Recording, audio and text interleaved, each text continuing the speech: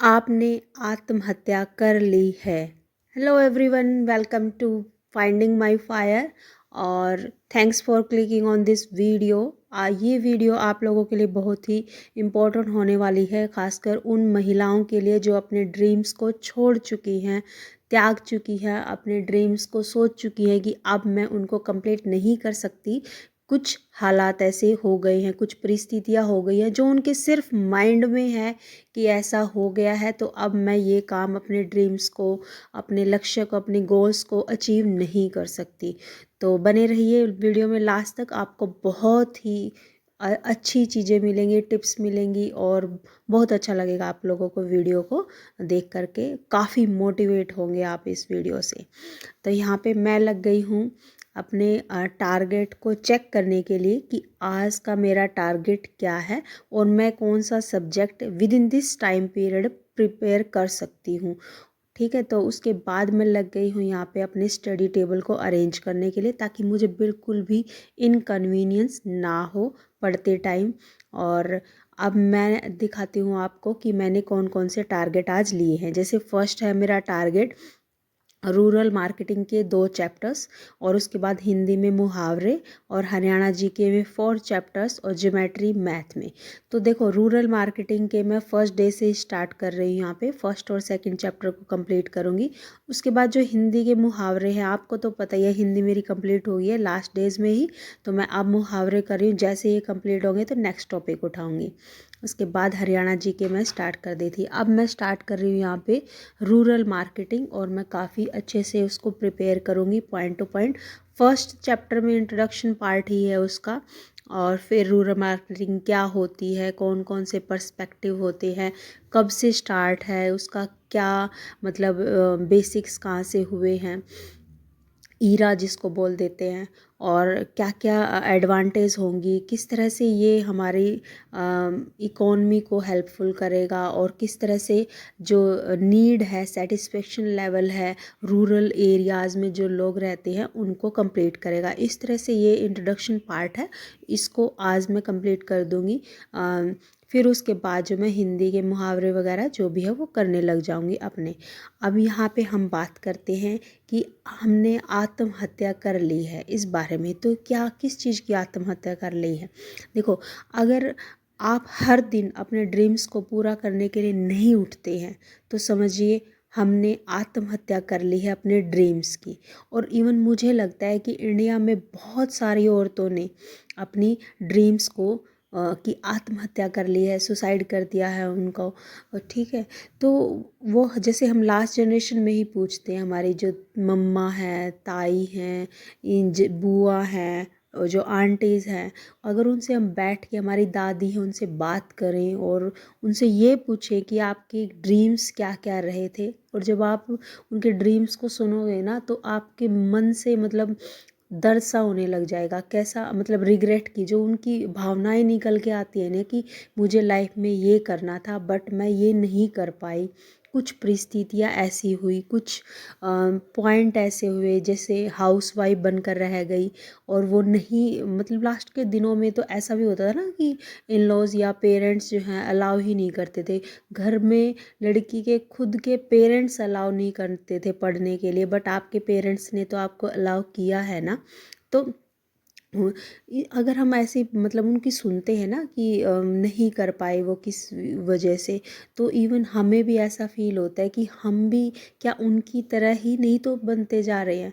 क्या हमें ऐसा नहीं लगता कि अगर हम सोचें उस चीज़ को, कि हम वही जनरेशन को दोबारा रिपीट कर रहे हैं, तो क्या मतलब अब अगर हम अपनी मम्मा की या बुआ की इन सब की बातों को सुने, और इवन मम्मा के बारे में, हम अपनी मम्मी के बारे में या पापा के बारे में, पेरेंट्स के बारे में सोचते हैं, तो याद करो वो फर्स्ट डे जब उन्होंने आपका एडमिशन करवाया था, और ये सोच करके कि मेरा बेटा ये बनेगा या मेरी बेटी ये बनेगी। इवन मम्मी का तो ये होता है ना कि हाउस वाइफ बन के रह गई हैं, तो वो सोचते हैं कि फर्स्ट डे ही उन्होंने मतलब पूरे सपने संजो लिए होंगे कि मैं जो ड्रीम्स अपने कंप्लीट नहीं कर पाई, तो वो मेरी बेटी करेगी या मेरा बेटा करेगा। बट हम ऐसा नहीं करते हैं, हम अब मतलब अपने ही संसार में व्यस्त हो गए हैं और हम भूल गए हैं उनके त्याग को, उनके परिश्रम को, उनकी मेहनत को, कि वो उन्होंने क्या क्या झेला है हमें यहाँ तक पहुँचाने के लिए,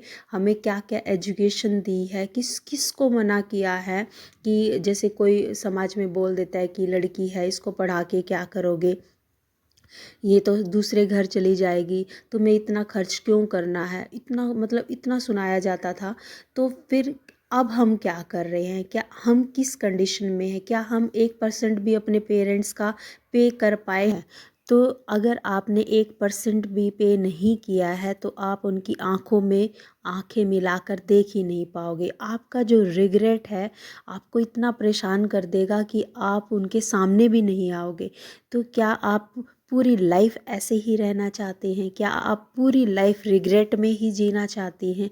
याद कीजिए बचपन का वो दिन जब आपने सोचा था कि मैं अपनी लाइफ में ये बनूंगी और मैं ड्रीम्स को ऐसे फुलफ़िल करूंगी, पापा मैं ये करके दिखाऊंगी। इस तरह से जो भी आपने बचपन में अपने ड्रीम्स देखे हैं, अपने गोल्स देखे हैं कि हाँ मुझे बड़ा होके ये बनना। बचपन में तो सभी का कुछ ना कुछ रहता ही है ना, सभी सोचते हैं कि मुझे ये बनना है, मुझे ये बनना है। आज वो डे याद कर लीजिएगा कि मैंने क्या सोचा था और अब मैं क्या बन चुकी हूँ। क्या मुझे अब अपनी लाइफ में कुछ चेंजेस नहीं करने होंगे कि मैं अपने ड्रीम्स को, अपने गोल्स को अचीव कर पाऊँ? या फिर आप पूरी लाइफ ऐसे ही रिग्रेट में जीना चाहती हैं अपने लास्ट जनरेशन की तरह, और अपने आने वाले बच्चों को, अपने आने वाली पीढ़ी को भी वही रिग्रेट देना चाहती हैं? तो ऐसा नहीं है। तो सोच लीजिए कि मुझे क्या क्या चेंजेस करने होंगे, क्योंकि ऐसे ही लाइफ आपके लेजीनेस में, आलस की वजह से आप तो सुबह उठ भी नहीं पाती हैं। तो क्या ये कंफर्ट जोन आपको छोड़ना नहीं होगा? इस लेजीनेस के साथ तो आप अपने सपनों को, अपने ड्रीम्स को अचीव कभी भी नहीं कर पाएंगे।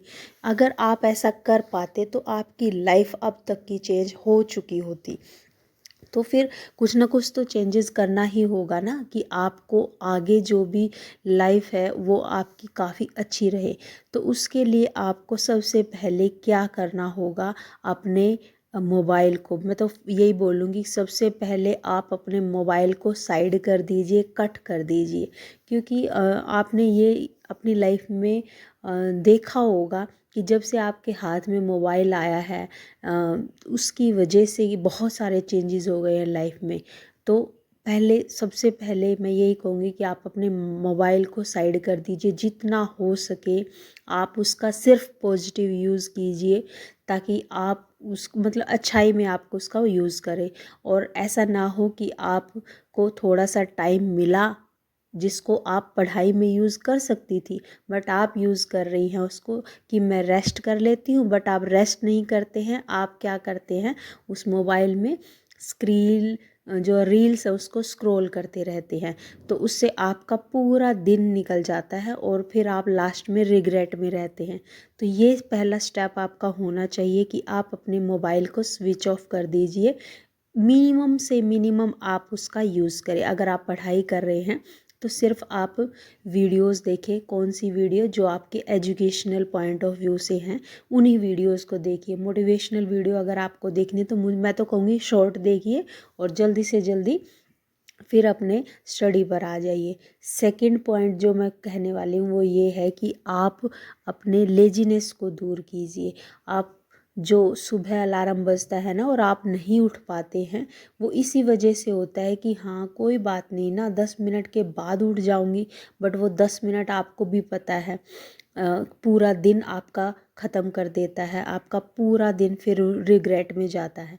तो ये 10 मिनट का जो पॉइंट है उसको भी फिनिश कर दीजिए, अपनी लाइफ से लेजीनेस को हटा दीजिए। तीसरा पॉइंट कहूँगी मैं आपसे कि आराम नाम की कोई चीज़ नहीं होती। कि हम जैसे हाउस वाइफ है तो क्या करती हैं, अपना पूरा घर का काम करने के बाद, अपने बच्चों को देखने के बाद, पति को देखने के बाद, इन लॉज को देखने के बाद का जो टाइम बचता है, आधा घंटा 1 घंटा, उसको वेस्ट ना करें। उसको और ऐसा ना सोचे कि अब मैं बहुत थक चुकी हूँ, अब मैं आराम की ज़रूरत है, मुझे आराम करना चाहिए। आपको ऐसा बिल्कुल नहीं करना है। आपको तुरंत सिर्फ 5 मिनट का ब्रेक लीजिए, और वो भी अलार्म के साथ, कि मैं सिर्फ 5 मिनट ही करूँगी। अलार्म बजेगा, आप अलार्म को बंद करेंगे और फिर आप अपनी पढ़ाई में लग जाएंगे। क्योंकि अगर हम बिना अलार्म के ऐसे सोचते हैं कि थोड़ा सा आराम कर लेती हूँ, तो उससे क्या होगा, वो थोड़ा सा आराम फिर 1-2 घंटे का हो जाता है, फिर आपको दूसरे काम नज़र आने लग जाते हैं, और वो पूरा जो टाइम आप स्टडी में लगा सकती थी, वो आपका पूरा टाइम ऐसे ही निकल जाता है। फिर आप क्या बोलते हैं कि मुझे तो बिल्कुल भी टाइम नहीं लगता है, और मैं कैसे अरेंज करूँ, है ना। तो उस पॉइंट को हम ऐसे निगलेक्ट कर सकते हैं। हम अलार्म लगाएंगे और उसके बाद जो है आराम करने बैठेंगे। नेक्स्ट पॉइंट जो है वो मैं यही कहूँगी आपको, कि आप अपने प्रायोरिटी वाइज काम को सेट कीजिए, कि मेरी प्रायोरिटी ये है, और उसके बाद अपने, जैसे स्टडी है प्रायोरिटी। क्योंकि देखो, अगर हाउस होल्ड वर्क करते करते आपकी लाइफ चेंज होनी होती तो अब तक की हो जाती। अब बदलाव का टाइम है, अब टाइम है चेंज का, कि आपको प्रायोरिटी सेट करनी होगी। आपके माइंड में ऐसा होना चाहिए कि मैं क्या काम करूं जिससे मेरी लाइफ चेंज हो। कोई आप स्किल सोच रही हैं, स्किल अगर आप अपने अंदर डाल करना चाहती हैं कि ये स्किल मेरे अंदर हो, कपड़े सिलने की या कुछ भी, जो भी आप सीखना चाहती हैं, एडिटिंग की, वीडियो एडिटिंग की, वॉटएवर, जो आपकी लाइफ में एक न्यू चेंज लेके आएगी, तो वो आप अपनी स्किल को प्रायोरिटी दीजिए। अपनी, अगर आप पढ़ाई करते हैं तो पढ़ाई को प्रायोरिटी दीजिए, और बाकी काम के लिए आप बाद में टाइम निकाल सकते हैं। और जो हाउस वाइफ जो है वो ये बोलती है कि मेरे पास बिल्कुल भी टाइम नहीं है, तो आप अपना सोने का टाइम कम कर दीजिए। अगर आप 1 साल 2 साल जब तक आप स्टडी कर रही हैं कम सोएंगी, तो उससे कुछ भी इफ़ेक्ट नहीं होने वाला है। 6 आवर की जगह 5 आवर्स जो है सो लीजिए, 1 घंटा आप पढ़ाई के लिए निकाल लीजिए, बहुत ही बेनिफिशियल रहेगा। क्योंकि जो चेंज होना है वो उसी 1 घंटे में होगा, उसके बाद के आवर्स में कुछ भी चेंजेस नहीं होने वाला है आपकी लाइफ में। तो प्रायोरिटी सेट करना भी आपका ही काम है। उसके बाद मैं कहूँगी आपको फिज़िकल वर्कआउट भी करना चाहिए, क्योंकि एक्सरसाइज के बिना हेल्दी बॉडी नहीं होगी, और जब तक हेल्दी बॉडी नहीं होगा तो माइंड भी एक्टिवेट नहीं होगा, और माइंड एक्टिवेट नहीं होगा तो आप भी स्टडी जो है नहीं कर पाएंगी प्रॉपर वे से। तो ये पॉइंट है आपका नेक्स्ट। और उसके बाद मैं आपको कहना चाहूँगी कि जो भी आप दिन भर में नेगेटिविटी अपने अंदर डालती हैं, चाहे मोबाइल से या इधर उधर की बातों से, उसको निकाल दीजिए। आप ऐसा सोचिए कि मेरा माइंड और मेरी बॉडी एक टेम्पल की तरह है, और मुझे पता है कि मेरे टेम्पल में कौन सी अच्छी चीज़ जाएगी और कौन सी जो नेगेटिव चीज़ है वो बाहर रहेगी। तो ये, इसकी भी प्राथमिकता आपको ही सेट करनी है कि कौन सी बातें मेरे माइंड में रहनी चाहिए और कौन सी नहीं रहनी चाहिए। अपनी बॉडी को, अपने माइंड को, अपने सोल को एक टेम्पल की तरह लेके चलिए, तभी आप सक्सेसफुल हो पाएंगे। अदरवाइज़ तो आप इन बातों में ही उलझी रहेंगी और सारा टाइम निकल जाएगा। और नेक्स्ट पॉइंट मैं बोलना चाहूँगी कि जिन हाउसवाइफ को ये लगता है कि मेरी दूसरे पर्सन जो हेल्प करे तब मैं पढ़ूँगी, ये मेरी हेल्प करे या मेरा काम कोई और कर दे तब मैं पढ़ूँगी, तो ये आप बिल्कुल ही गलत सोच रही हैं। क्योंकि अगर आपको अपनी लाइफ में चेंज चाहिए तो वो चेंज आपको खुद से ही करना पड़ेगा। आपको सारे काम करते हुए चेंजेस करने पड़ेंगे।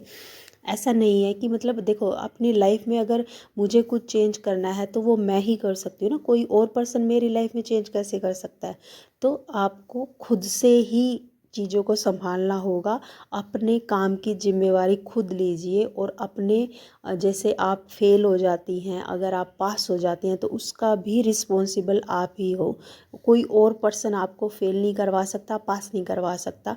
तो आपको उस चीज़ की जिम्मेवारी भी खुद ही उठानी होगी। नेक्स्ट पॉइंट, जो भी एस्पिरेंट हैं, एग्ज़ाम की प्रिपरेशन कर रहे हैं, उनके लिए है कि आप अपने कल का जो टारगेट है उसको रात में ही प्रिपेयर कर लीजिए, और रात में ही बना लीजिए शेड्यूल पूरा कि मुझे कैसे पढ़ना है, क्या क्या सब्जेक्ट पढ़ने हैं, क्या क्या चीज़ें मुझे करनी है, ताकि मैं नेक्स्ट जो आपका बर्बाद ना हो, ख़राब ना हो, और आप व्यवस्थित चीज़ों को ही पाएँ पहले से ही, और आपकी हर एक पॉइंट, हर एक सेकंड, हर एक मिनट आपका सेव हो, वेस्ट ना हो बिल्कुल भी। क्योंकि जैसे ये चीज़ें पहले से ही बनी होती है ना, टारगेट अगर प्री डिसाइडेड हो, तो हमें मॉर्निंग में ये नहीं सोचना पड़ता कि अब मैं क्या पढूं, क्योंकि फिर अब मैं क्या पढूं के चक्कर में वो 1 घंटा 2 घंटा फिर निकल जाते हैं। फिर टारगेट बनाओगे, जो पढ़ने का टाइम था मॉर्निंग में वो निकल जाता है। तो इससे बेटर है कि आप पूरे दिन का शेड्यूल जो है रात को ही बना के रखें, ताकि आपका नेक्स्ट डे अच्छा जाए, तो वो आपका रिग्रेट ना हो। ठीक है, तो ये बहुत ही इम्पोर्टेंट टिप्स थी जो मैं आप लोगों के साथ शेयर करना चाहती थी। इसी तरह से जो नेक्स्ट टिप ये हो सकती है वो ये कि जब भी आप पढ़ाई करने बैठो तो आपको फुली तैयार होके बैठना है। आपको लगना चाहिए, आप इस तरह से इमेजिन कर सकते हैं कि जिस जॉब के लिए मैं प्रिपेयर कर रही हूँ, मैं उसी जॉब के लिए बैठी हूँ यहाँ पे, उसी जॉब में लगी हुई हूँ, और मैं उसी के लिए प्रिपरेशन कर रही हूँ। प्रिपरेशन नहीं कहेंगे, मैं जॉब का काम कर रही हूँ। तो उस तरह से तैयार होके बैठिए। उससे क्या होगा, उससे जैसे कई पर्सन्स को नींद आती है, ये तो, या इधर उधर कई ख्याल आते हैं, बातें आती हैं, तो वो चीज़ें स्टॉप हो जाएंगी, और आपका माइंड भी उस टाइम पे फुली वर्क करेगा ये सोच करके कि हाँ, जो मैं जो है अब सिर्फ प्रिपरेशन के लिए बैठा और मुझे सिर्फ स्टडी करनी है। तो ये बहुत ही यूज़फुल थिंग्स थी आप लोगों के लिए, जो आपकी लाइफ में बहुत ही अच्छे बदलाव ला सकती हैं। और आपको ये आज से ही डिसाइड करना है। मैं तो कहूँगी अभी से डिसाइड कीजिए। अगर आज भी आपके पास 1 आवर है तो आप अपना पढ़ाई में लगाइए, और नहीं है तो निकालिए टाइम, क्योंकि जो भी चेंजेस करने होंगे वो आपको करने होंगे, कोई और आपके लिए कोई भी चेंजेस नहीं करने वाला है। क्योंकि किसी को कोई भी फ़र्क नहीं पड़ेगा कि आप कहाँ पे हो, कहाँ पे नहीं हो। आपको अगर अपनी लाइफ में चेंज चाहिए तो आपको ही इन्वेस्ट करना पड़ेगा अपने कंफर्ट को यहाँ पर। ठीक है, तो मतलब ज़्यादा से ज़्यादा आप अपने हार्ड वर्क कीजिए। जितना आप हार्ड वर्क करोगे उतना ही आप सक्सेसफुल होंगे। तो इसी तरह से मैंने आज का यहाँ पे टारगेट जो है कंप्लीट कर चुकी हूँ। और ये इस तरह से जो मोटिवेशनल वीडियोस हैं मैं आपके लिए लाती रहूँगी, और होप आपकी लाइफ में पॉजिटिविटी को ऐड करती रहूँगी। Thank you, thanks for watching my video, and thanks for clicking.